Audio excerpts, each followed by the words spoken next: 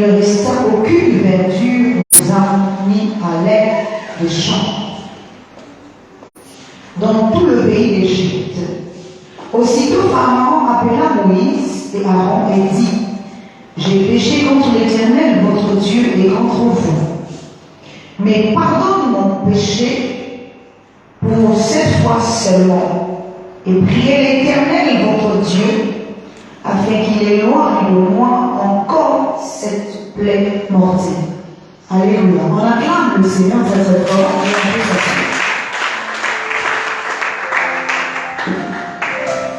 Alléluia. C'est juste pour résumer un peu. Nous avons pour thème annuel l'exaucement tiré de 2 Corinthiens chapitre 6 verset 2. Et je vous répète la même chose tout le temps. Que si Dieu nous a donné ce thème de l'exaucement, ce n'est pas par hasard. C'est qu'il veut faire quelque chose avec nous cette année. C'est pour ça que je voudrais te le rappeler. Amen. Ce matin, comme d'habitude, lorsque nous changeons de mois, nous changeons également de thème. Et notre thème général de ce mois, c'est la plaie. Et mon sous-thème de ce matin, c'est la plaie mortelle.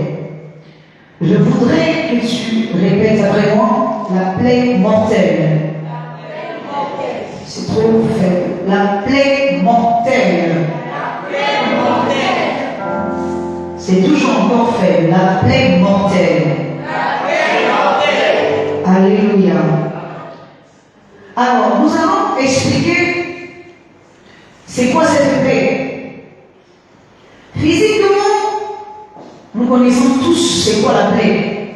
C'est une blessure. Alléluia. Intellectuellement, nous allons dire que la plaie ici, c'est un fléau. Nous n'allons pas prendre la plaie en tant que blessure, parce que ce n'est pas ce qui nous intéresse. Nous allons prendre la plaie en tant que fléau, mais aussi en tant que, spirituellement parlant, en tant que le mal, ou encore le mauvais enseignement. Alléluia. Ça, c'est dans un sens spirituel. La plaie ici n'est pas une blessure physique. Alléluia. Mais dans un sens intellectuel, ça, c'est un fléau. Et dans un sens spirituel, c'est le mal, c'est le mauvais enseignement. Amen. Ce mauvais enseignement gangrène notre esprit. Et c'est une plaie pour notre esprit. Ce n'est pas de manière physique que nous blessons, mais c'est de manière spirituelle que nous sommes blessés. Alors, par rapport à l'histoire que nous venons de lire, nous connaissons tous les 10 plaies que Moïse a infligées à l'Égypte. Ce n'étaient pas des plaies physiques, mais c'était des fléaux. Et chaque fléau que Moïse était en train d'infliger à l'Égypte, spirituellement parlant, c'était une blessure qu'il était en train d'infliger à l'Égypte. Et nous savons tous que l'Égypte, ici, c'est notre corps. Ici, l'Égypte n'est pas l'Égypte dans le sens physique, mais l'Égypte, c'est un corps, c'est une nature.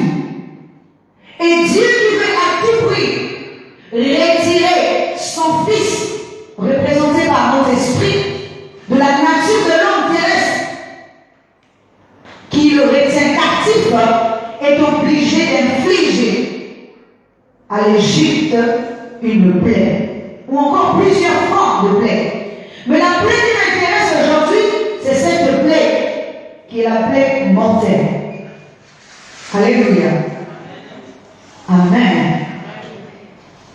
Dieu déploie des grands moyens. Ce n'est pas pour n'importe qui ou n'importe quoi.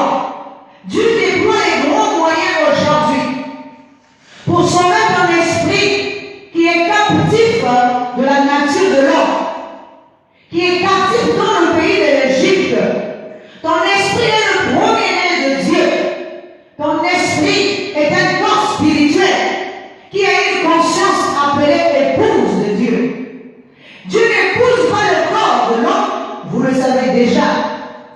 corps physique de l'homme, mais Dieu épouse la conscience de l'homme.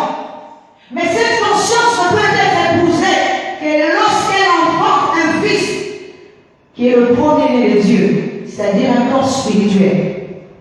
Alléluia. Dieu déploie les moyens aujourd'hui. Nous allons voir ce que Dieu essaie de nous expliquer dans ce passage que nous avons lu. Voici ce qu'il dit. Dieu envoie une multitude de sauterelles qui ont couvert tout le pays d'Égypte sur la surface de la terre pour rendre ce pays obscur. Dis Amen. Pour rendre le pays obscur. Nous savons que l'obscurité, il ne s'agit pas de l'obscurité physique, mais il s'agit de l'ignorance. Qu'est-ce qui emmène l'ignorance? C'est les sauterelles. C'est quoi les sauterelles? Alléluia. Écoutez, la parole de Dieu nous dit que lorsque les enfants d'Israël sont rentrés dans le pays de Canaan la première fois pour aller explorer ce pays, et lorsqu'ils sont revenus vers Moïse, quand Moïse leur a posé la question, qu'avez-vous trouvé là-bas? Ils vont répondre une chose invraisemblable. Nous étions dans le pays d'Égypte. Nous avons vu les fils d'Anam, des géants. À leurs yeux et à nos propres yeux, nous nous sommes trouvés comme des sauterelles. Alléluia. Dis Amen. C'est les mêmes sauterelles. Lorsqu'elles sont rentrées dans le pays de Canaan la première fois, elles se sentent petites. Alléluia. Parce que les fils d'Anam, la génération là, c'était des géants. Le mal avait pris de l'ampleur. Le mal avait grandi. Amen. Mais c'est les mêmes sauterelles. Lorsqu'ils sont rentrés dans l'Égypte, elles ont apporté de l'obscurité, c'est-à-dire l'ignorance. On ne peut pas détruire le mal avec le mal. Alléluia. Mais on détruit le mal dans un sens physique avec le bien. Mais spirituellement, si tu veux détruire le corps terrestre, il faut lui apporter de l'ignorance. Alléluia. Je vais prendre encore un autre exemple pour que vous puissiez comprendre. La Bible nous dit que Dieu siégeait au milieu de ses fils pour vouloir tuer Akab. Et aucun de ses fils lui-même n'avait de solution pour ça. Et un esprit est venu de nulle part pour proposer ses services. Alléluia. Cet esprit a dit à Dieu, moi je connais comment je le fais. De toi à moi, vous n'allez pas me dire que cet esprit est plus intelligent que notre Dieu. Ou que tous les fils de Dieu n'ont pas pu trouver de solution, ni Dieu lui-même. Que représentent les fils de Dieu ici? Ce sont les attributs. Alléluia. Chaque attribut de Dieu est un corps. Et lorsqu'il siège, lui en tant que conscience, il ne peut pas siéger tout seul. Il doit siéger au milieu de ses attributs. Et comme lui incarne le bien dans ce sens-là, alléluia, il ne peut pas prendre une décision comment faire périr l'homme terrestre. Parce qu'Akab ici représente l'homme terrestre qui doit passer, qui doit mourir. Et pour cela, il faut que Dieu puisse siéger. Parce que lui-même, en tant que bien, il n'a pas de solution. Un esprit sort de nulle part pour apporter une solution. Dieu est surpris. Dieu lui dit, comment feras-tu? De toi et moi, comment Dieu peut-il être surpris? Amen. Comment Dieu ne peut pas avoir une solution? Comment Dieu est-il surpris? Il est donné, alors que nous savons qu'il est omniscient, omnipotent, omniprésent. Et nous savons également qu'il connaît tout et d'avance. Comment peut-il être surpris? Et la Bible dit que l'esprit va le reprendre. Je serai un esprit de mensonge dans la bouche de ces prophètes. Les prophètes de qui? Pas les prophètes de Dieu, mais les prophètes d'Akab. Alléluia. Qui est Akab pour qui est les prophètes comme notre Dieu qui a des prophètes? Qui est-il? Est-ce que c'est un homme physique? Un homme physique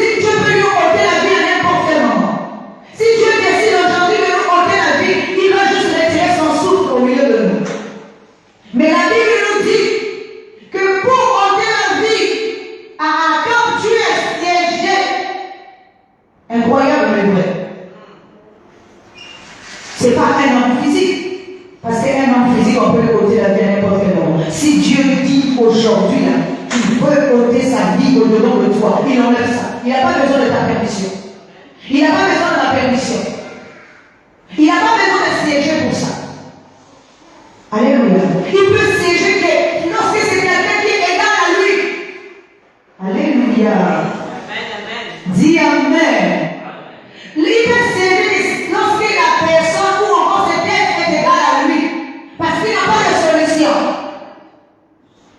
Et la Bible dit que l'esprit va devenir un esprit de mensonge dans la bouche des prophètes de Akab afin de faire périr Akab. Le mensonge ici, c'est quoi? C'est l'ignorance. Il faut qu'il sème une mauvaise sémence. Il faut qu'il sème une plaie qui va détruire ta conscience, qui va t'éloigner de Dieu. Parce que si tu n'es pas proche de Dieu, c'est que tu es éloigné de Dieu. Amen. Acclame le Seigneur. Les sauterelles vont couvrir la surface de la terre. Comme l'esprit de mensonge va rentrer dans la bouche des prophètes de Akab pour leur enseigner le mensonge. Parce que lorsque les prophètes enseignent Akab, ils n'enseignent plus la vérité. Ils vont maintenant enseigner le mensonge. Est-ce que nous sommes en train de comprendre? Ils enseignent plus la vérité, ils enseignent le mensonge. Parce que Akab aime seulement ce qui lui fait plaisir. Or, ce qui lui fait plaisir va l'emmener à la mort, va devenir une plaie, un fléau qui va le tuer. Akab, c'est l'homme terrestre que toi et moi nous incarnons aujourd'hui. C'est lui qui aime la flatterie.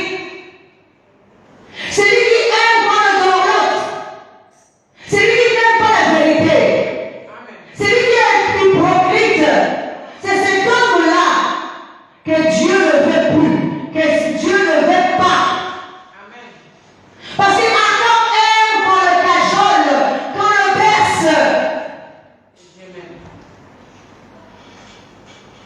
Alléluia. Il veut entendre la flatterie. Il veut entendre les choses qui lui font plaisir. Qu'on lui dise que tu as fait bien alors que tu n'as pas fait bien. Parce qu'il n'aime pas écouter la vérité. Or, la vérité, c'est ça qui va te changer. Quand tu es dans l'erreur, il faut qu'on te le dise. C'est ça qui va faire en sorte que tu avances. Mais l'homme terrestre n'aime pas ces choses.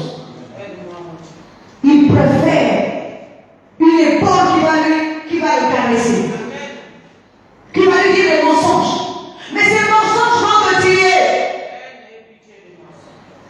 Ces mensonges couvrira ton esprit de l'obscurité. Ces mensonges te détruiront. Il vaut mieux encore que tu aies quelqu'un qui te dise la vérité que quelqu'un qui te mente. C'est vrai que ça te fera mal. Mais quand tu resteras dans ton coin, tu réfléchiras. Et tu verras que la vérité a été. C'est une plaie. Mais une plaie que tu peux soigner. Parce que quand le mensonge devient une plaie, cette plaie-là, on ne peut pas la soigner. Elle va s'agrandir. Vous voyez une plaie. Dedans, elle n'est pas cicatrisée. Mais au-dessus, il y a une croûte. Mais au lieu de soigner la plaie, nous continuons à mettre la pommade sur cette plaie-là. Il y a une plaie qui est là. Il faut la guérir. Il y a le mal existe. Tant que nous ne voulons pas nous rendre compte qu'il y a le mal dans notre vie, le mal continuera à persister. Ça va être juste une plaie que nous sommes en train de bander, mais une plaie qui ne se cicatrise pas, une plaie qui ne guérit pas.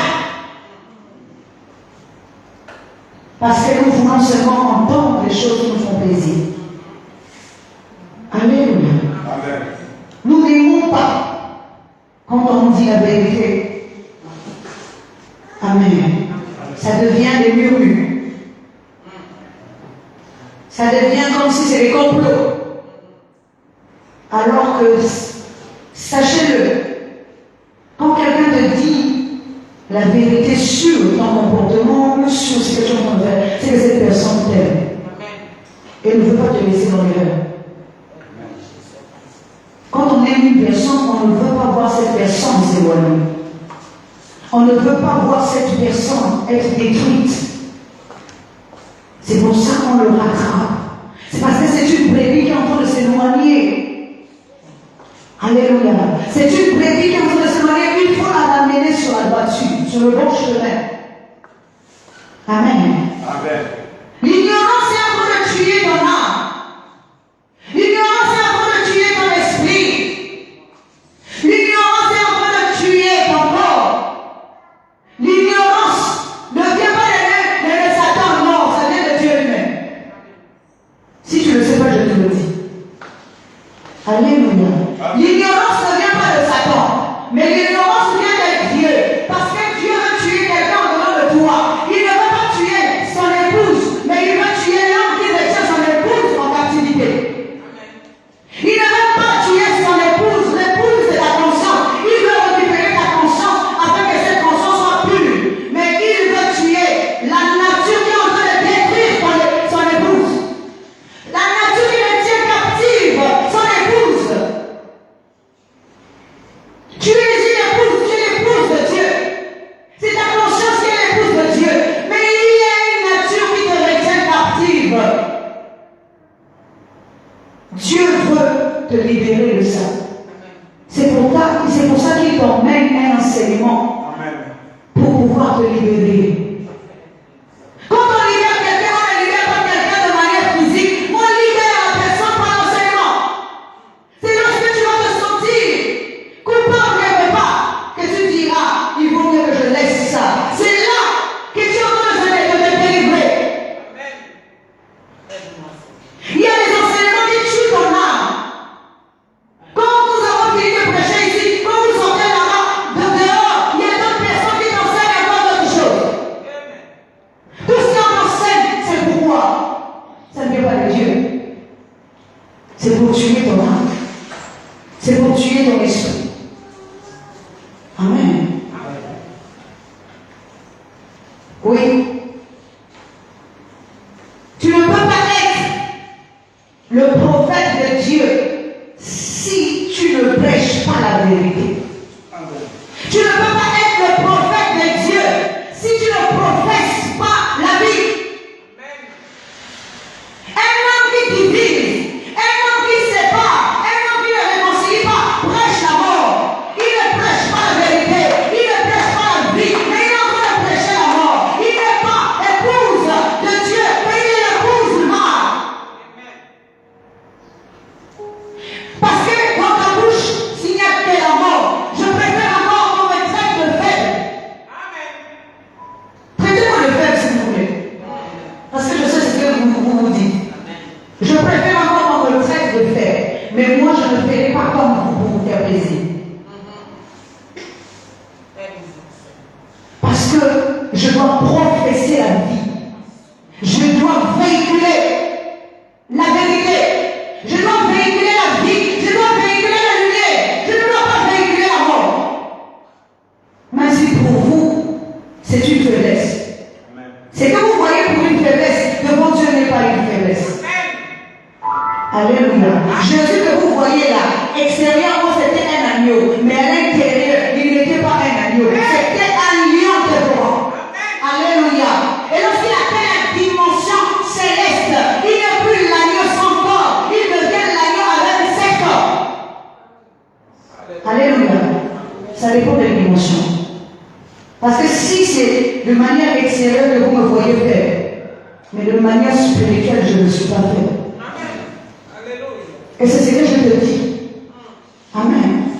Parce que tu ne peux pas comprendre quand quelqu'un évolue, combien de combats il peut combattre. Il peut combattre pour vous tous ici. Il peut combattre même pour le monde entier quand il est en train d'évoluer. Alléluia. Il ne devient plus un agneau sans corps, mais il devient un agneau avec 7 corps. Il est dit que lorsque Dieu était assis avec les 24 vieillards, il y avait 4 êtres humains et 4 êtres qui étaient à côté de lui. Mais au milieu d'eux, il a apparu un agneau avec 7 7 corps. Alléluia. Ce n'était plus un agneau fait. C'était devenu un agneau divin. Les cornes ici représentent les enseignements, les compréhensions. C'est lui qui était né. Il n'était plus un agneau simple, mais il était devenu un agneau avec 7 cornes. Amen. Il détenait les enseignements. Oui. Je te dis encore une chose. Dieu réclame ce qui est à lui. Dieu réclame ce qui est à lui. Si tu n'es pas à Dieu, il ne peut pas venir te réclamer. Comme Satan ne peut pas aussi te réclamer si tu n'es pas à lui. Si tu es à Dieu, et Dieu sait que tu es véritablement à lui, même si tu es dans le pays de l'Égypte, Dieu viendra réclamer ce qui est à lui. Parce que tu es dans le pays de l'Égypte, mais tu n'appartiens pas à l'Égypte. C'est comme si tu es dans le monde, mais tu ne fais pas partie du monde. Tu es dans le monde, mais tu es la lumière du monde. Alors lorsque la lumière va commencer à lui, elle va être attirée à elle. Tous ceux qui forment la lumière. La lumière ne réclamera pas les ténèbres, mais la lumière réclamera tous ceux qui ont la flamme allumée pour former un corps de lumière. Dieu réclame que ce qui est à lui. Nous pouvons être 50 000 personnes.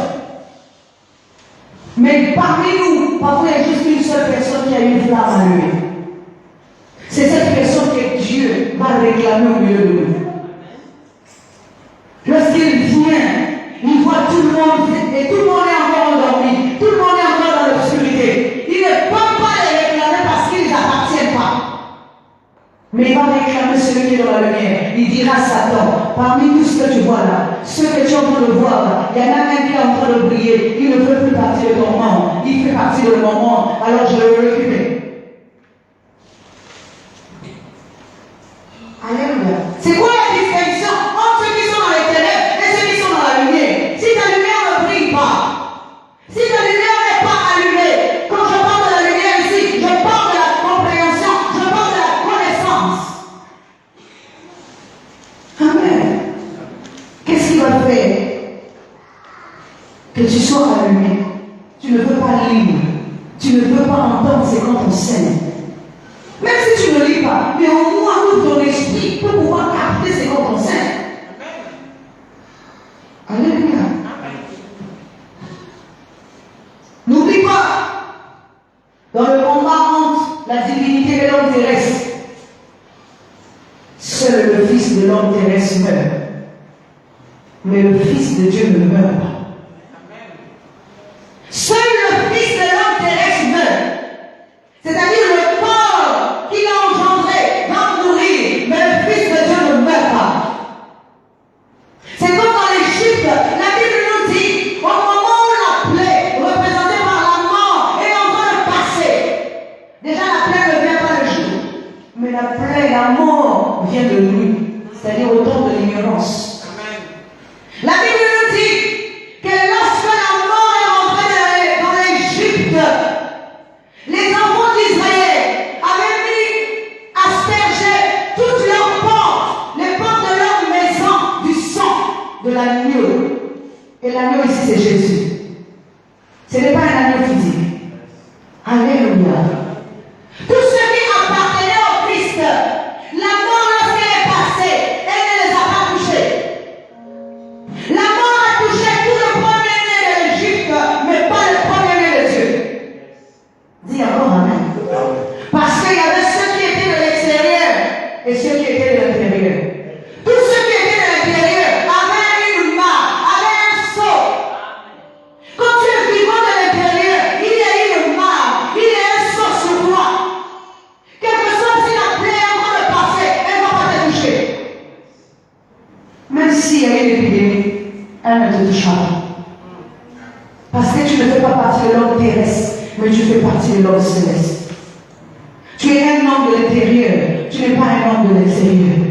Tous ceux qui sont hommes de l'intérieur, la plaie, la mort ne les touche pas. Quand je parle de la mort ici, je ne parle pas d'une mort physique. Ça veut dire l'ignorance ne les touche pas. Le mauvais enseignement ne les touche pas. Ça passe, ça va toucher. Même s'ils sont 50 000 ici, s'il y a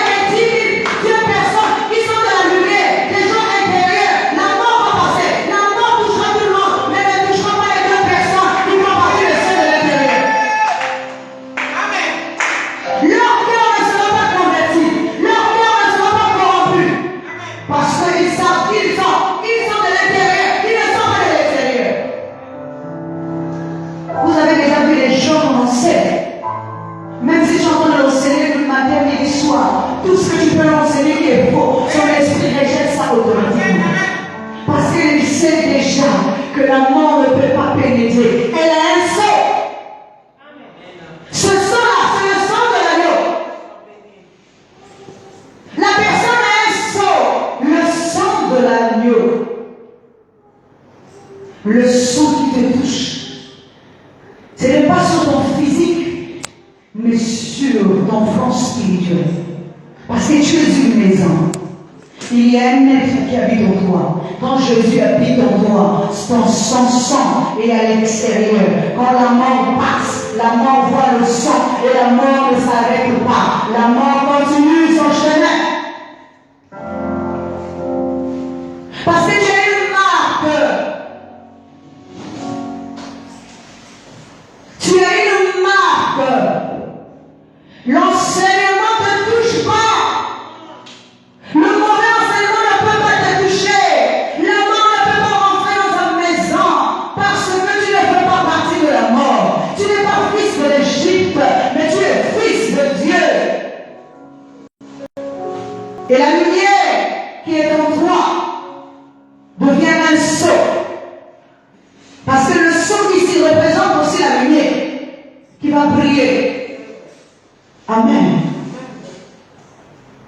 La mort rentrera que là où il y a l'obscurité. La mort ne rentrera pas là où il y a la lumière. Alléluia.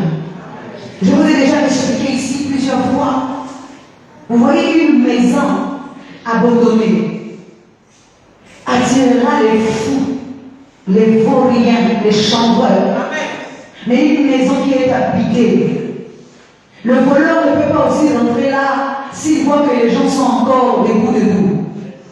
Si les gens sont encore actifs, si les gens travaillent, il ne rentrera pas. Quand je parle d'être actif ici, c'est parce qu'au-delà de toi, tu n'es pas actif. Tu n'es pas éveillé. Un voleur ne peut pas rentrer dans une maison d'une personne qui est éveillée. C'est pour ça que Jésus nous demande de veiller. Si tu dors, c'est normal qu'un voleur rentre chez toi. Mais si tu ne dors pas, le voleur ne rentrera pas chez toi parce que tu ne dors pas, parce que tu veilles. Et quand je parle de veiller ici, ce n'est pas de manière physique où tu vas rester debout toute la nuit sans dormir. Non. Veiller, c'est ton esprit qui veille. Ton esprit est fils de Dieu. Un voleur ne peut pas rentrer. Et le voleur, c'est l'esprit de mort spirituelle. Le voleur, c'est l'ignorance. Le voleur, c'est la maladie spirituelle. Le voleur, c'est la paix qui veut détruire ton esprit. Tu ne veilles pas. Tu ne veilles pas. Et lorsque le voleur rentre chez toi, tu te plains encore. Ça devient la faute des autres. Est-ce que tu as veillé? Pose-toi alors les bonnes questions. Est-ce que j'ai veillé? Tu étais endormi et le voleur est rentré dans ta maison. Le voleur t'a tout pris. Voler ici, c'est pas forcément voler tes enfants physiquement. Ou voler, mais le voleur peut venir te voler tes biens, ton trésor, ta divinité, ta force, ta puissance, ton autorité. Le voleur rentre chez toi, le voleur te viole, le voleur prend tout ce qui est à toi pendant que tu dors. Tu es en train de dormir, le voleur va venir voler ce qui est à toi. Le voleur va voler ta divinité et tu n'as pas su. Le voleur va voler ton autorité et tu n'as pas su. Le voleur a volé tout. Et quand tu es devant lui, tu ne peux rien faire parce que tu as tout perdu. Et comme on t'enseigne toutes ces choses, tu ne peux pas les recevoir. Parce que tu as les yeux fermés.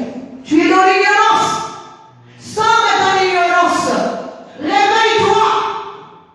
Réveille-toi, veille. Tu peux dormir physiquement, mais spirituellement tu veilles. Tout esprit qui rentre chez toi, tu le vois. Tout esprit qui rentre chez toi, tu le chasses. Tout esprit qui s'approche de toi, tu lui demandes de t'égayer. Parce qu'il n'est pas chez lui. Et quand je parle de ta maison, ce n'est pas ta maison physique qui intéresse le diable. C'est ta maison spirituelle qui est ton corps qui intéresse le diable. Parce que qu'est-ce qu'il en a à foutre du matériel? Le matériel passe là. Mais ce qui l'intéresse, c'est toi. Le bâtiment n'intéresse pas le diable. Comme le bâtiment n'intéresse pas Dieu. Celui qui intéresse Dieu, c'est toi et moi. Celui qui intéresse Satan, c'est toi et moi. Satan ne viendra pas voler.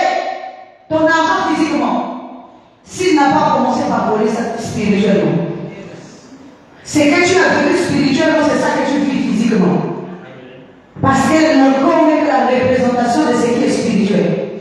L'image de ce qui est spirituel. Si ton argent a été volé spirituellement, cherche à récupérer tout ce qui a été volé.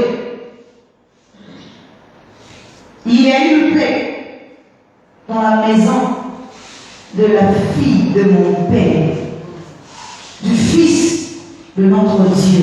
Il y a une plaie mortelle. Si tu n'as pas conscience de ça, il y a une plaie mortelle. Le mal règne. Le mal s'est incrusté. Le mal a sévi l'homme dans sa propre maison. Et tu te contentes de ça. Et s'il peut. Alléluia. La mort traverse le pays la nuit, pas le jour. Je ne parle pas du jour physique, mais je parle du jour spirituel. Je ne parle pas de la nuit physique, mais je parle de la nuit spirituelle. C'est dans l'ignorance que la mort traverse le pays. Et la mort ne peut qu'atteindre ceux qui sont de la mort. Et la mort, ceux qui professent la mort. Je vais prendre un exemple. Il y a cette femme-là, que la veuve de Sarepta. La Bible nous dit que lorsque Dieu envoie Élie vers elle, et Élie lui pose la question, qu'as-tu chez toi? Elle va dire, j'ai un peu d'huile et un peu de farine. Mais je voulais faire un gâteau et manger avec mon fils pour mourir. Alléluia. Dis Amen. C'est là que nous comprenons que c'est une conscience qui est en train de professer la mort au lieu de professer la vie. Parce qu'elle n'était pas consciente qu'avec le peu d'huile qu'elle avait, le peu de farine, elle peut faire un corps éternel. Alléluia. Elle pensait qu'avec le peu d'huile qu'elle avait et le peu de farine, elle pouvait engendrer un corps de la mort. Alors elle confesse la mort. Nous confessons la mort. Dis Amen. Je vais t'expliquer comment tu confesses la mort. Oui, parmi nous ici, il y a des gens qui ne parlent que du mal d'eux-mêmes. Pendant que tu es en train de parler seulement du mauvais de toi-même. Moi ici, là, et sans me regarde, moi, il n'y a pas, moi, ça ne marche jamais dans ma vie. Moi, c'est comme ça. Tu es en train de professer la mort. Tu es en train toi-même de professer la mort. Tu es en train d'appeler la mort de ta vie. Tu penses que c'est seulement la mort qui est ton partage. Mais tu ne sais pas qu'avec le peuple que tu as, un peu d'huile et un peu de farine, si tu commences à professer la vie, ça augmentera, ça deviendra grand, ça deviendra fort, et ça te donnera la vie, et tu auras la vie éternelle demain. Tu ne sais pas ça. Tu ne fais que confesser la mort. Ici, là, qui va t'aider? Qui cherche-tu qui va t'aider? Est-ce que tu comptes sur un homme ou tu comptes sur le Dieu qui le donne? L'homme te donnera aujourd'hui, l'homme te donnera demain, mais à un moment donné, il va se fatiguer de te donner. Mais Dieu, à qui tu crois, ne se fatiguera pas, parce que tu l'auras épousé et il te donnera pour l'éternité. C'est que tu cherches. Parce que l'homme a des limites. Dieu n'a pas de limites. Tu confesses la mort et tu veux la vie. Maintenant, est-ce que vous savez que la Bible nous dit une chose très importante? Tout ce que nous demandons avec conviction et le fruit de tout ce que nous demandons avec sans conviction est un péché. Ça veut dire que c'est la mort que tu confesses toi-même. Tu ne peux pas demander quelque chose sans conviction. Quand tu demandes quelque chose, lorsque je dis que demain Dieu va me bénir, je dois rester attaché à ça. Quel que soit ce que je vais rencontrer, quel que soit ce qui va m'arriver, quel que soit ce que je vais endurer, je reste dans ma position parce que je confesse la vie, je ne confesse pas la mort. Mais je confesse la vie et je dis à tout le monde qui m'entend que le Dieu que je sais me bénira. Parce que je confesse la vie. Même si c'est le peu d'huile que j'ai, mais avec ça, je veux multiplier la farine, je veux la multiplier. Parce que le Dieu dont on voudra bénir vers moi. Ça veut dire quoi? Alléluia. Le corps qui va activer, c'est que j'ai déjà. Élie n'est pas venu avec quelque chose, mais Élie a posé la question chez toi? Et elle a répondu, j'ai un peu d'huile et j'ai un peu de farine. Élie ne lui a rien apporté, c'est elle-même qui a fait. Comme toi, tu as quelque chose en toi, tu as un peu d'onction, même s'il n'y en reste plus rien, il te reste un peu d'onction, il te reste un peu d'huile, un peu de lumière, il te reste un peu de farine. Ça veut dire le corps, il est là, le corps terrestre, tu peux le transformer en un corps éternel, un corps stable. Avance. Élie est venu à activer seulement ce qu'il y avait. C'est ce que nous sommes en train de faire. Moi, je ne peux rien faire pour toi. Je te répète encore, je ne peux rien faire pour toi. Amen. Si tu n'as rien, si tu n'as pas de farine ni de l'huile, je ne peux rien faire pour toi. Moi, je suis là pour activer ce que tu as déjà. Si au-dedans de toi, c'est vide, il y aura rien aussi qui va se faire. Commence par te procurer un peu d'huile et un peu de farine. Parce que la farine, ça se vend. L'huile aussi, ça se vend. Mais il ne faut pas l'acheter chez n'importe quel marchand. Achète chez Jésus. Jésus te vend un peu d'huile, Jésus te vend un peu de farine. Si tu vas acheter chez Satan, un jour, il viendra réclamer ce qui est à lui. Voici ce qu'Élie dit à cette femme. Fais-moi d'abord un gâteau que je mange. Et moi, une fois qu'il a fait le gâteau, lui, il ne manquait plus. La farine ne manquait plus. Ça veut dire que ce même corps est devenu un corps éternel. Avec ce qu'elle avait, elle a fructifié, elle a multiplié. Parce qu'elle a nourri celui qu'il fallait nourrir. Qui va-t-il nourrir? Tu confesses la mort pour nourrir lui. Est-ce que tu sais que lorsque tu confesses la mort, tu honores Satan au lieu de nourrir Dieu? Tu ne nourris pas Dieu, mais tu nourris Satan. Tu es tout le temps en train de te plaindre. Je vais te dire encore une chose. Ça, c'est quelque chose que j'ai aimé quand j'étais à Brazza. Un papa, il était bon ce papa. Il a expliqué quelque chose qui a même retenu mon attention. Il a dit, vous pouvez être 1000, 10 000, 50 000 dans une assemblée. Mais si c'est une assemblée de bébés, ils vont commencer à pleurer tout le temps. Moi ici, des plaintes. Vous voyez, imaginons une garderie avec des bébés. Vous voyez, quand l'un commence à pleurer, c'est les autres qui commencent à pleurer. Bon, maintenant, si toi seul, tu es là à t'occuper de tous les bébés, imaginons s'il y a 50 bébés dans la classe, même seulement 10, et que tout le monde pleure en même temps. Dis Amen. Tout le monde pleure en même temps. Vous voyez qu'est-ce que ça va faire? Ça fait du bruit. Donc imaginons, nous ici, nous sommes adultes physiquement, mais intérieurement, nous sommes que des bébés. Et nous pleurons, nous gémissons, nous crions, nous nous plaignons. Alléluia, nous sommes en train de pleurer. Lorsque tu veux calmer un, l'autre aussi pleure à côté. Il n'y a pas des adultes, tout le monde est des bébés. Tu veux calmer l'autre, tu vas courir à calmer l'autre, et ainsi de suite. Si nous sommes une assemblée de bébés, il n'y aura que les plaintes. Alléluia. Est-ce que vous savez que lorsque nous devenons matures, on n'a pas besoin de nous enseigner? Dis Amen. On n'a pas besoin de nous enseigner lorsque nous devenons matures. Il y a certaines choses que nous pouvons faire. Est-ce que vous savez que si vous prenez un bébé ici, le bébé, même devant tout le monde, ça c'est même une démonstration que le papa l'avait fait. Et ça fait choquer tout le monde. Tu prends un bébé, tu vas déshabiller même le bébé, même lui-même s'il se met devant nous ici, pas se déshabiller. Prends une femme adulte, devant lui, le bébé sa chemise ici devant vous tous. Vous allez voir que la personne va refuser. Vous savez pourquoi? Parce que la personne n'est plus un bébé. Mais la personne est devenue une personne mature. Et qui l'enseignait n'est pas enlevé la chemise devant tout le monde. C'est parce que c'est une personne mature qui sait que ça c'est pas bon. Ça c'est bon, mais ça ce n'est pas bon.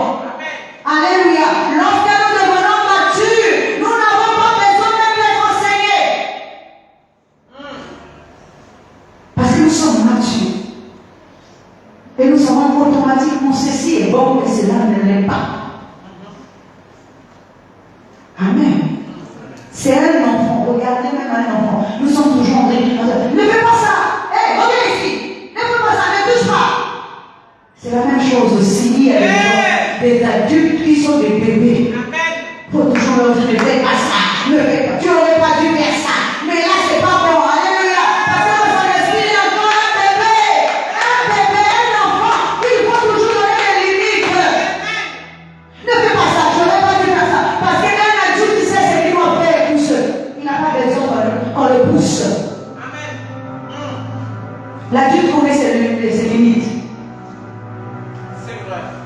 L'adulte connaît ses limites. L'adulte sait ce qu'il doit faire et ne doit pas faire. Mais un enfant, même nous voyons, même quand nous avons les enfants ici, des fois tu leur dis, ne pas venir de moi ici. Mais tu vas voir un moment donné l'enfant venir, tu vas le tirer, tu vas dire, mais reviens, hé, toi, je t'ai interdit de faire ça. Amen. Mais comme c'est un enfant, il ne comprend pas ce que tu lui dis. Amen. C'est comme lorsque nous disons, mais ne vois pas. Mais l'enfant va toujours voler. Mais ne commet pas l'adulté. Mais quand c'est un enfant, il n'a pas compris que c'est mauvais.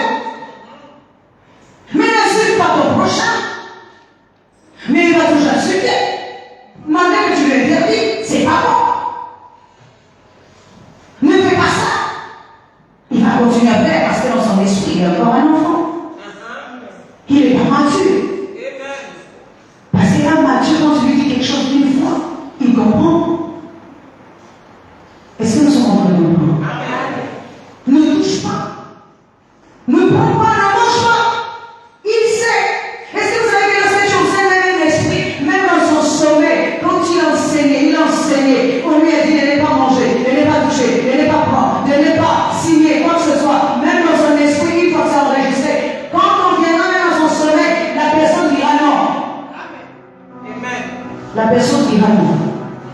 Je me souviens, il y a quelque temps, il y avait le fils qui m'a dit la même chose. Maman, j'étais en train de rêver, il y a une femme qui est venue me dire, toi et moi, on va signer une alliance où je ne sais pas pourquoi. Et Dieu me donne le stylo. Et lui, il a dit, oh, comment vais-je signer une alliance sans même lire un contrat, sans même lire le contenu de ce contrat? Après, il dit, non, si c'est moi, il dit, non, ça ne se passe pas comme ça. Donne-moi le contrat. Je vais d'abord le lire. Si je trouve que ça me convient, je signe. Si ça ne me convient pas, je ne le signe pas. Ça, c'est un esprit mature. Même dans ton sommeil, on ne te ment pas. Mais d'autres personnes, dans leur sommeil, on leur dit de signer, ils vont signer. Parce que c'est les bébés spirituels. Il y a une plaie. Cette plaie mortelle. Cette plaie te concerne toi-même. Ce n'est pas quelqu'un qui te l'a infligé. C'est Dieu qui est au-dedans de toi qui veut faire mourir Akab. Il te met une nuance pour que Akab meure. La mort traverse la nuit pendant l'obscurité. La mort est une plaie qui ne peut pas atteindre ceux qui sont de l'intérieur, mais peut atteindre seulement ceux de l'extérieur. C'est pour ça que Pierre, Paul plutôt pouvait dire, qu'ai-je à faire de ceux de l'extérieur? C'est de dehors, n'est-ce pas ceux de l'intérieur qui m'intéressent? Ceux de dedans. De quelle race peux-tu partir? Est-ce que tu veux faire partie de la race de ceux de l'extérieur ou de ceux de l'intérieur? Ceux de l'intérieur n'ont pas peur des fils d'Akab. Alléluia. Ceux de l'intérieur n'ont pas peur des fils d'Akab.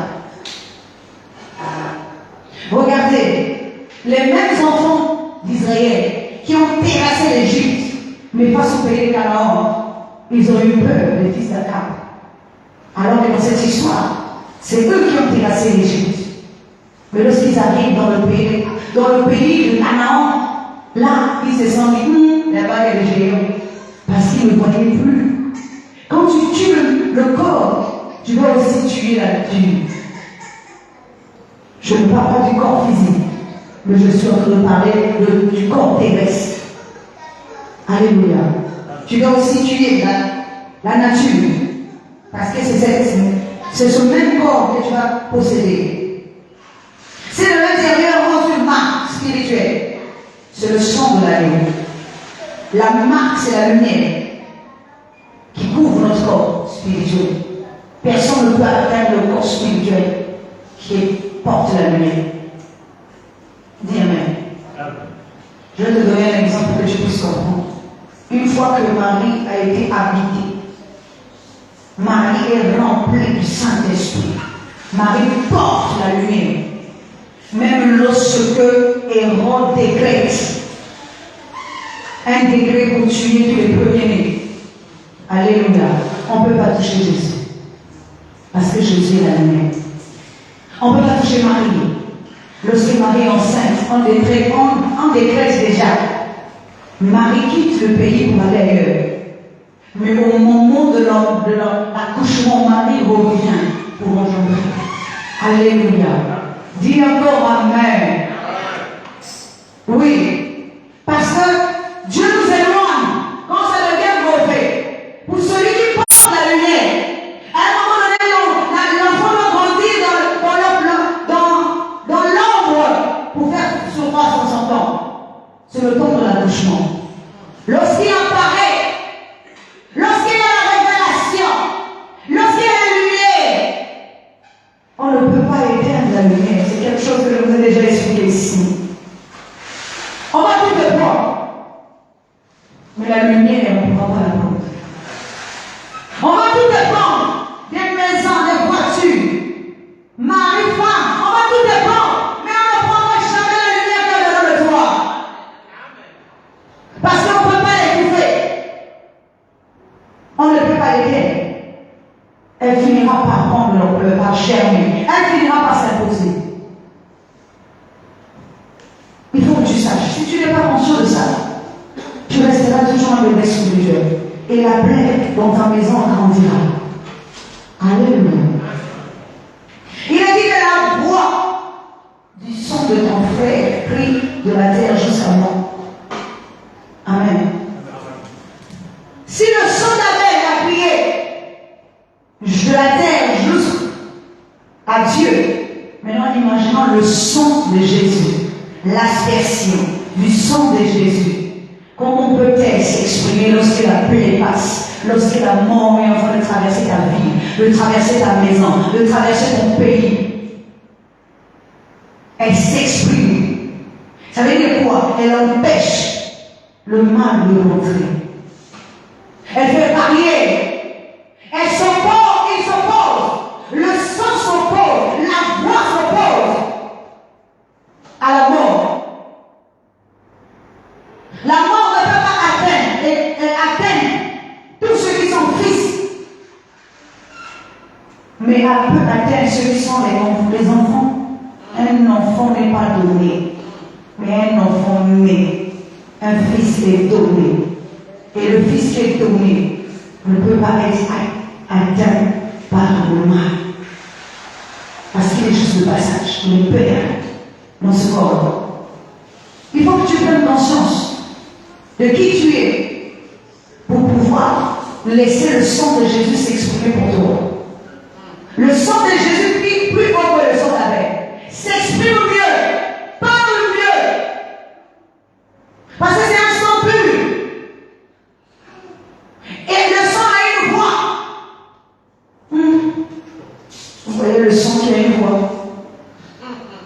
Le sang qui parle, c'est un esprit. N'est-ce pas? La voix de l'enseignement, c'est pas n'importe quelle voix, c'est la voix de Jésus qui est en train de parler. La voix de l'enseignement qui parle.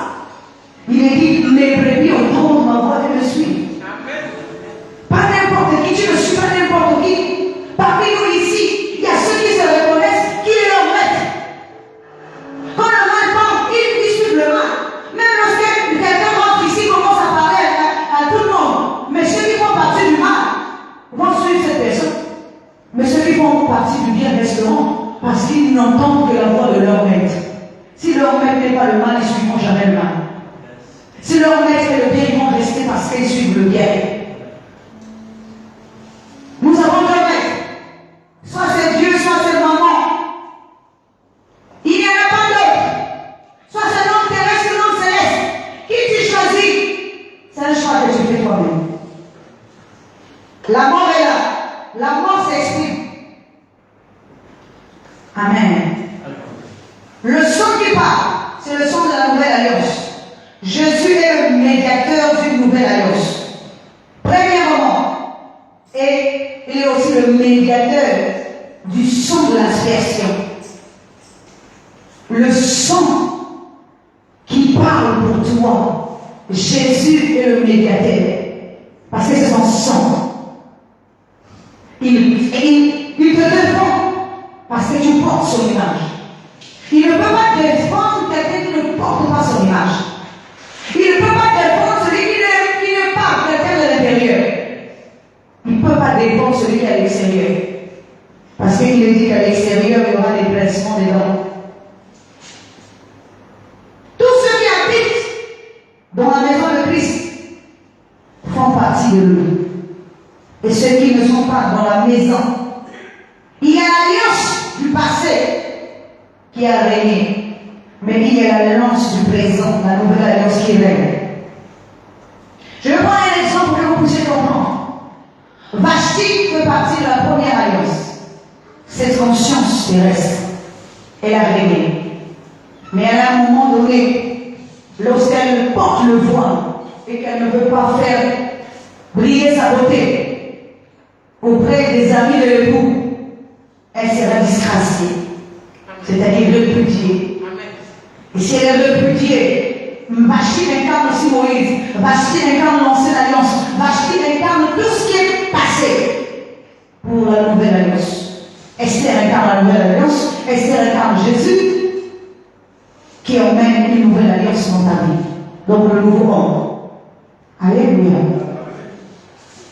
La plaie mortelle se répand dans l'ancienne alliance, pas dans la nouvelle alliance. Dans la nouvelle alliance, le sang de l'agneau a déjà tout purifié. N'oubliez pas une chose. De la même manière que la nuée se déplaçait avec les enfants d'Israël, c'est de cette même manière que l'évangile aussi évolue. Alléluia. Pourquoi? Parce que la Bible nous dit dans Apocalypse 14, verset 6, que Jean voyait un ange avec un évangile éternel. Pour que cet évangile devienne éternel, c'est que l'évangile a évolué. Pour t'emmener dans la compréhension, dans la bonne compréhension. Il ne peut pas avoir un évangile éternel si l'évangile n'évolue pas. De la même manière que la lumière se déplace, c'est de la même manière que l'évangile évolue. C'est de cette même manière que tu dois comprendre les choses. Ne reste pas stationné dans ta tête, parce que cela ne t'apportera rien. Et je vais te parler encore d'une chose. Pourquoi la même épouse, qui autrefois ne pouvait pas s'approcher de l'époux, mais à un certain moment, elle le peut. Prenons l'exemple d'Esther. À un moment donné, la loi disait que Esther ne pouvait pas s'approcher de son époux. Mais quand elle a décidé de retirer les vêtements royaux, de faire un jeûne de 3 jours, de dormir par terre, de ne rien manger ni boire, quand elle s'est relevée, elle s'est habillée, elle s'est parfumée. D'abord elle s'est lavée, elle s'est habillée, elle s'est parfumée. Et elle a décidé d'aller voir l'époux. Là, cette fois-ci, alléluia, les portes ne lui ont pas été fermées. Le roi l'a gracié. Vous savez pourquoi? Parce que quand nous portons la mort ne peut pas rentrer dans le royaume. La mort ne peut pas rentrer auprès de l'époux. Mais quand nous portons la vie peut rentrer auprès de l'époux. L'époux reconnaît la vie. Regardez maintenant si Esther rentre dans le palais. La Bible nous dit que le roi va lui dire, Esther, qu'est-ce que tu cherches? Si même la moitié du pays, je te le donnerai. Avant même que Esther ait parlé, le roi lui propose la moitié du pays. Pourquoi? Parce qu'elle porte la vie. Alléluia. Oui. On peut être une reine. Esther était une reine, mais son peuple était condamné. On peut comprendre les choses, mais ton corps est condamné. Ton esprit comprend que ton corps est condamné à mourir. Tu vas faire en sorte que ton corps soit aussi élevé. Que ton corps soit aussi élevé au même niveau. C'est à toi de sauver ton peuple, représenté par ton corps. Tant qu'on porte la mort, c'est une blessure mortelle. Et quelqu'un qui a une blessure ne peut pas rentrer dans le royaume de Dieu. Quelqu'un qui a la mort ne peut pas rentrer dans le royaume. Quand je parle de la mort ici, c'est-à-dire quand tu es dans l'ignorance, tu ne rentreras jamais dans le royaume de Dieu. C'est une plaie mortelle. C'est une blessure qui est inguérissable. Lave-toi. Retire-toi les vieux vêtements. Retire-toi de l'ancienne alliance. Rentre dans la nouvelle alliance. Porte des nouveaux vêtements. Porte un parfum. Le moi je parle du parfum ici, c'est la bonne odeur, la bonne réputation. Les habits ici, ce n'est pas les habits terrestres, mais c'est le corps spirituel que tu vas porter. La bonne odeur, c'est la bonne réputation que tu vas véhiculer. La veille ici, ça veut dire que tu changes de nature. Tu n'es plus dans le mal. Tu es rentré maintenant dans le bien. Alors tu deviens une reine, une épouse luminée. Quand tu vas rentrer dans le royaume, tu brilleras. Même l'époux lui-même te verra. Et il dira qu'on fasse ce que tu dis. Parce qu'il va te proposer la moitié du pays. Quand je parle du pays, si je ne parle pas d'un pays physique. Parce que je n'ai pas physique pour partager avec toi le royaume physique. Il est spirituel. Ça veut dire son corps spirituel. Il te donnera une partie. Alléluia. Mais une fois que tu te loin de la mort, parce que tu professes la mort. Regardez même comme Mardochée est en train d'inciter, de pousser Esther à lui dire mais ton peuple est en train de mourir. N'est-ce pas que peut-être à cause de ça que tu es devenu reine pour sauver ton peuple? Elle, qu'est-ce qu'elle était en train de dire? Elle était en train de confesser la mort. Elle disait mais je ne peux rien faire. Mais tu sais qu'il y a une loi. Mais tu sais que comme ça. Alléluia. Quand on confesse la mort c'est un enseignement. Tout ce que tu dis de mauvais, elle se répercute sur toi-même. Mais quand tu dis aussi que ça va m'arriver, ça t'arrivera parce que tu le confesses.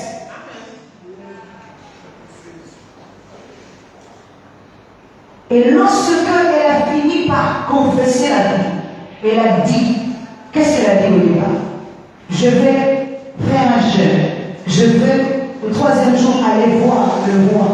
Si je dois mourir, je vais mourir. Alléluia. Dis Amen. Mais elle ne pouvait pas mourir parce qu'elle là, elle n'était plus dans la mort. Elle était maintenant dans la vie. Parce que la mort, c'est quand elle est partie par terre. Elle a rejeté. Elle avait le moment où elle était tout secret. Elle avait des divins en elle. Elle est partie à la mort. Mais de là-bas, comme Jésus est parti dans le séjour de mort pour enseigner son propre corps, pour sauver son propre corps, afin que lorsqu'il ressuscitera, il ressuscite pas avec un autre corps, mais le corps qui est le tien. Et lorsqu'il va s'approcher de son père ou encore de l'époux, il sera admis, accepté. C'est pour ça qu'il est dit que Jésus s'est assis à la droite du Père. La droite ici, ce n'est pas une chaise qu'on va mettre à la droite du Père, non. Alléluia. La droite ici, c'est la droiture. Et on ne peut pas le changer. On ne peut pas lui donner une autre forme parce qu'il est dans la droiture. Tant que l'épouse va professer la mort, elle sera une veuve sans époux. Parce que même la reine Esther, c'était une femme mariée, mais elle ne voyait jamais son mari tant que son mari ne lui demande pas. Nous pouvons être épouses de Dieu, mais nous ne voyons pas Dieu. Est-ce que nous voyons la manifestation de Dieu? Nous sommes des épouses, mais est-ce que nous voyons la manifestation de Dieu? Dieu nous appelle que quand il veut. Mais lorsque nous grandissons spirituellement et que nous devenons des épouses avec la pleine conscience, avec la lumière, nous pouvons accéder au royaume. Comment? Par la connaissance, par la bonne compréhension, par la lumière. C'est la lumière qui nous fait rentrer dans le royaume. Ne confesse pas la mort, parce que la mort est une plaie qui gangrène son esprit, qui gangrène ton pays, qui est en train de tuer tout ton être. C'est pour ça qu'il n'y a rien qui pousse pour passer sur le désert, parce que la mort règne. Tout a été séché, tout a été consommé par les secrets. Il n'y a rien. L'herbe est partie. Toutes les semences sont finies au-delà de toi. Tu es devenu un pays inerte. Un pays sans forme, sans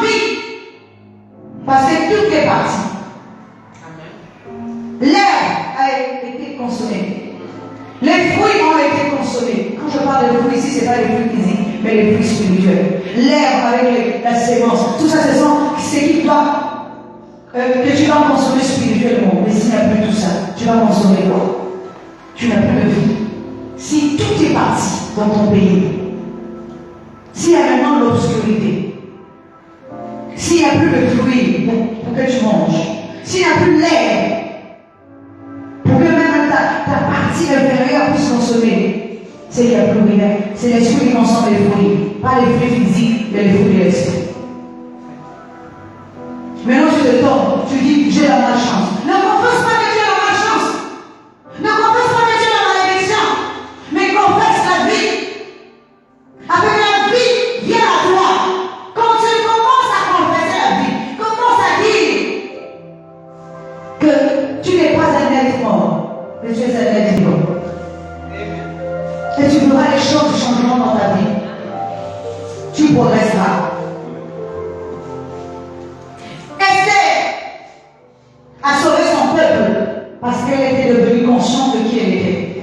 Mardochée lui a dit, sais-tu, peut-être que c'est pour ça que tu étais devenue reine. Parce qu'à mon avis, on lui a ouvert la conscience. Et elle a compris que c'était pour ça qu'elle était devenue reine. Dieu ne fait rien au hasard. Si tu deviens reine quelque part, c'est pour sauver ton propre corps. C'est pour sauver ton propre peuple. Parce que ton corps va mourir d'un moment à l'autre.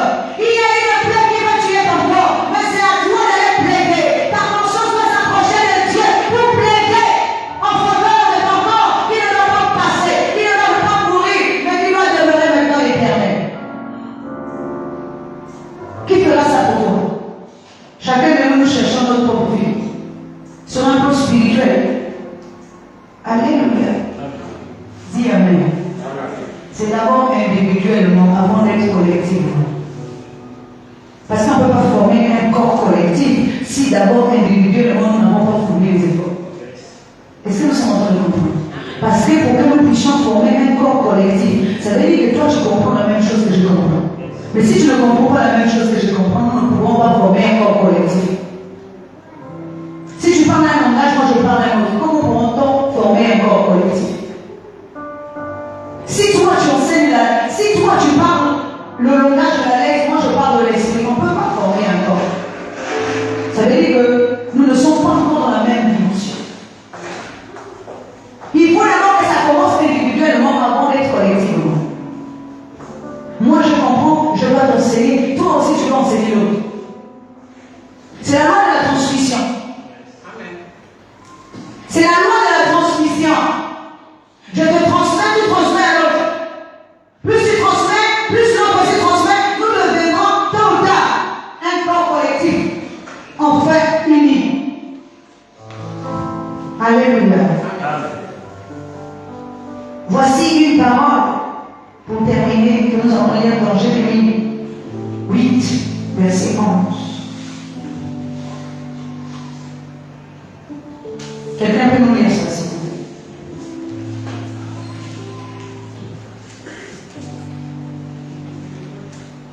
Jérémie 8, verset 11.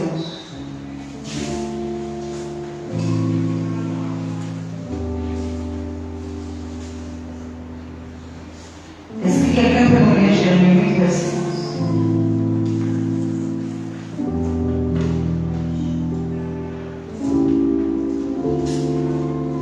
Bon, je vais lire moi-même.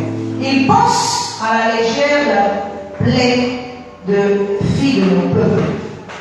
Paix, paix, disent-ils, et il n'y en a point de paix. Alléluia. Je vais recommencer ça pour que vous puissiez comprendre. Il pense à la légère. Ça veut dire il soit à la légère. Il pense, donc il met du bon, il soit à la légère la plaie de la fille de mon peuple. Paix, paix, disent-ils, mais il n'y en a point de paix. Alléluia. Ici, la fille de mon peuple, c'est la conscience. Et ceux qui sont en train de penser à la légère, la fille du peuple de Dieu, la conscience de ce corps-là, c'est nous les enseignants. Nous disons paix, paix, alors que nous n'apportons pas la paix. définitivement au corps ou encore à la conscience de l'homme. Nous pensons à la légère, la blessure mortelle qu'elle porte.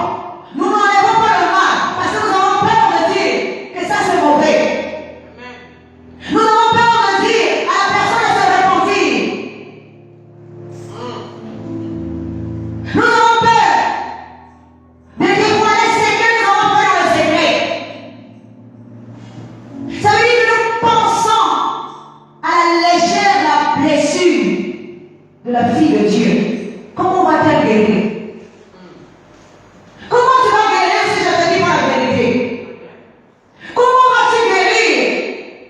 Parce qu'il y a une plaie qui est en train de gangréner dans ton esprit, dans ta conscience. Si je te dis pas la vérité, comment vas-tu guérir?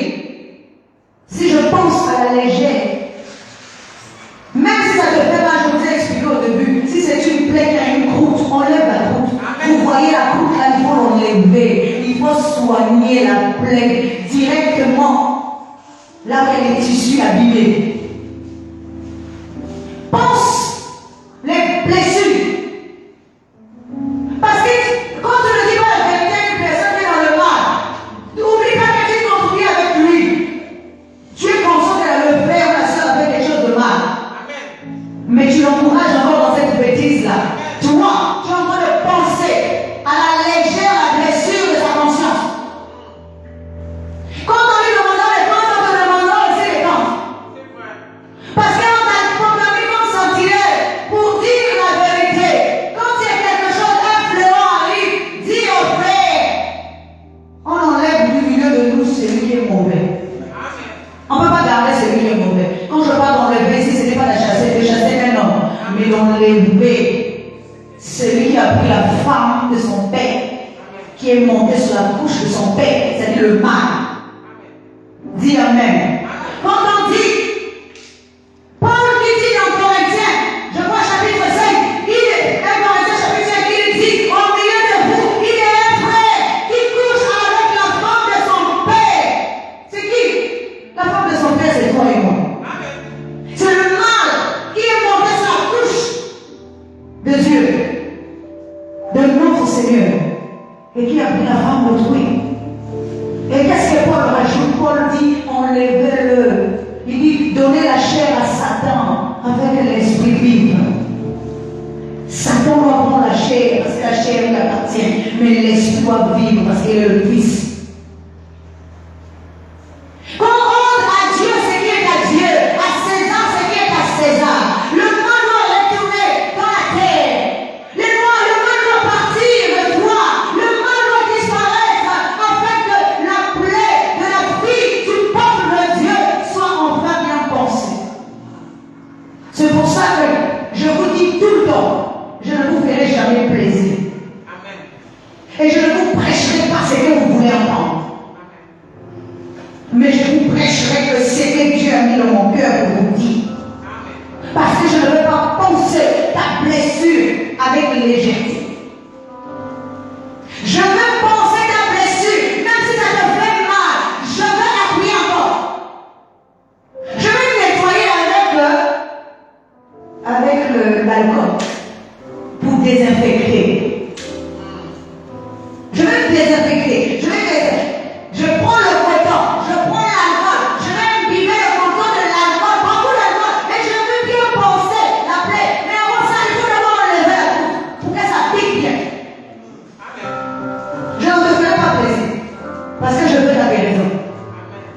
Quand l'infirmier ou l'infirmière soigne une personne qui a la plaie, même si la personne crie, ce n'est pas son problème. Ce qui compte pour l'infirmier là, c'est de soigner. Et elle va même demander de l'aide à d'autres personnes pour te tenir, si c'est le pied, pour te tenir le pied. Pour qu'elle enlève la croûte, ou qu'il enlève la croûte. Et après, il va commencer à bien penser, bien soigner. Après, on va bien penser. Si on soigne, si ça commence à saigner, ça veut dire que, voilà, l'alcool a bien touché. Quand tu commences à voir mal dans ton cœur, là, c'est là qu'on peut te dire que tu commences maintenant à guérir. Ça commence à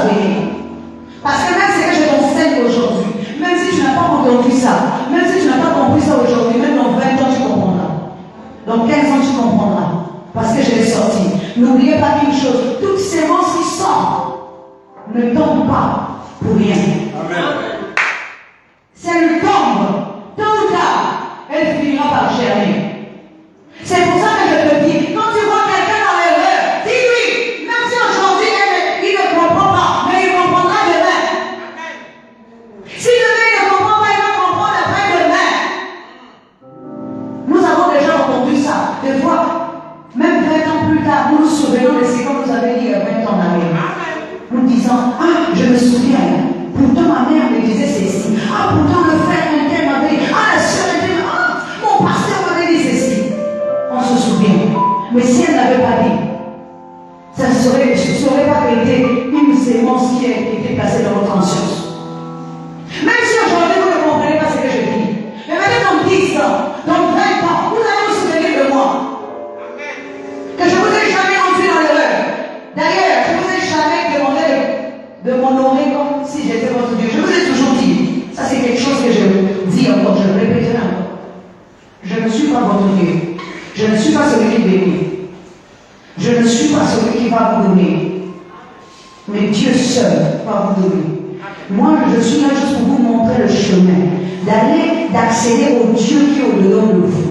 Je vous apprends à chercher Dieu au-dedans de vous. Parce qu'un jour, je ne serai pas là. Toi, tu resteras. Mais quand tu resteras, tu seras attaché à qui? Si tu t'attaches à moi, comme un être humain, le jour où je mourrai, tu vas t'attacher à qui?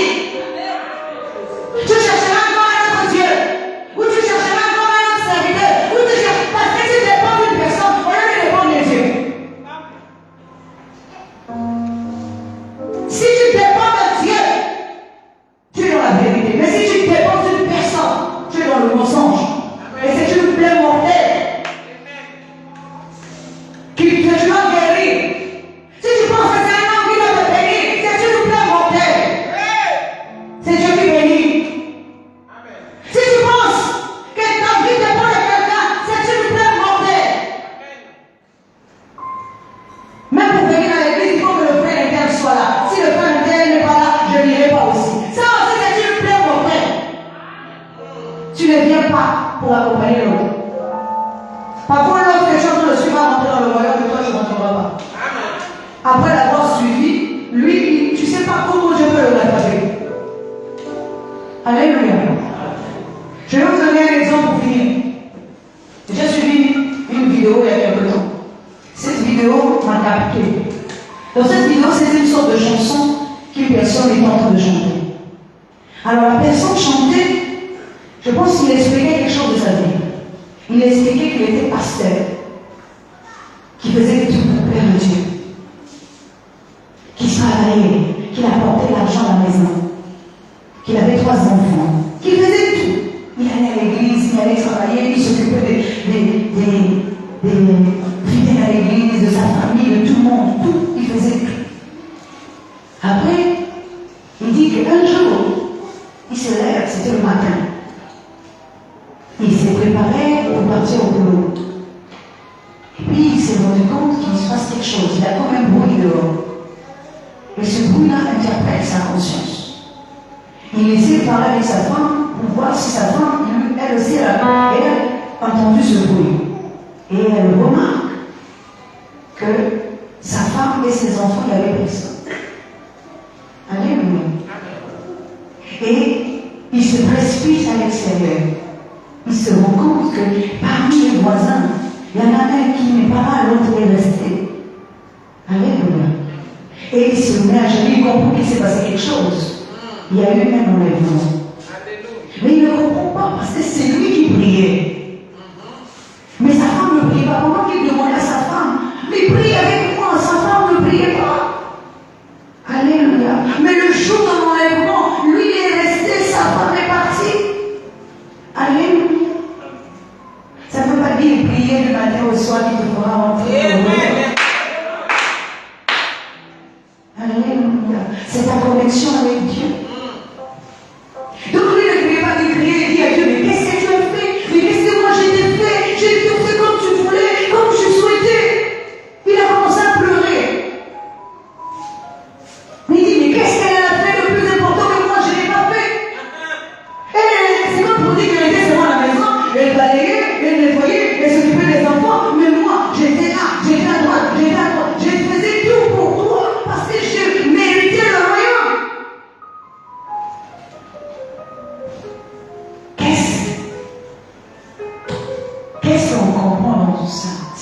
s'attirer. On peut prier du matin jusqu'au soir et être mauvais. Et dans le mal. Être malade spirituellement. Avoir une plaie intéressante. Une plaie mortelle. Tu pries, tu enseignes, tu fais les choses comme il faut, mais à l'intérieur de toi, tu n'es pas en connexion avec Dieu. Et Dieu te dit, tu n'es pas mon ami. Amen. Tu n'es pas mon ami. Attendez, Dieu a appelé Pierre qui marchait avec lui tous les jours à Satan. Mais c'est lui qui devait me faire du mal. Judas, il appelait mon ami. Mon ami, fais ce que tu as fait. Amen. À Pierre, il lui a dit, Pierre, il lui disait, Seigneur, partout tu iras, j'irai avec toi. Il lui dit, arrière de moi, Satan. Vous savez pourquoi? Parce que Pierre voulait l'empêcher d'accomplir ce qu'il devait accomplir. Mais il dit à Judas, mon ami, fais ce que tu as fait. Il appelle Judas son ami parce que Judas a accompli pour lui ce qu'il va accomplir. Il y a des choses de Dieu que nous ne pouvons pas comprendre. Lorsque nous voyons avec les yeux du monde, nous allons dire que c'est Pierre qui avait raison. Mais si nous voyons avec les yeux de l'esprit, c'est Judas qui a raison parce que Judas emmène Jésus à accomplir ce qu'il doit accomplir. Et pour Jésus, il est son ami. Parce qu'il dit, c'est lui qui prend le pain dans le même plat que moi. C'est celui-là qui va me donner. C'est pas n'importe quel plat, la même connaissance. Ça veut dire que Judas avait une connaissance supérieure de tout le monde. C'est lui qui posait son plat, c'est-à-dire le pain, c'est-à-dire le corps qu'ils avaient. C'était le vrai. Alléluia. Il faut comprendre les choses de Dieu. Si tu ne les comprends pas, tu ne pourras jamais avancer et tu ne pourras jamais guérir ta plaie. Ce n'est pas moi de penser ta plaie, c'est à toi-même. Dieu ne descendra pas pour venir te penser cette plaie. Moi, je pense la plaie dans le sens que je suis en train de t'enseigner. Alléluia. Parce qu'il y a la plaie qui est dans l'esprit. Dans ton esprit, il y a la plaie qui est dans ton corps que toi-même tu dois penser. Une fois que tu as compris, c'est à toi de penser ta plaie. Moi, je pense la plaie de ton esprit pour enlever la mort qui est au-dedans de toi. Maintenant, il faut que tu aies compris, tu dois aussi penser la plaie qui est dans ton corps. Alléluia. Que la parole de Dieu te fasse.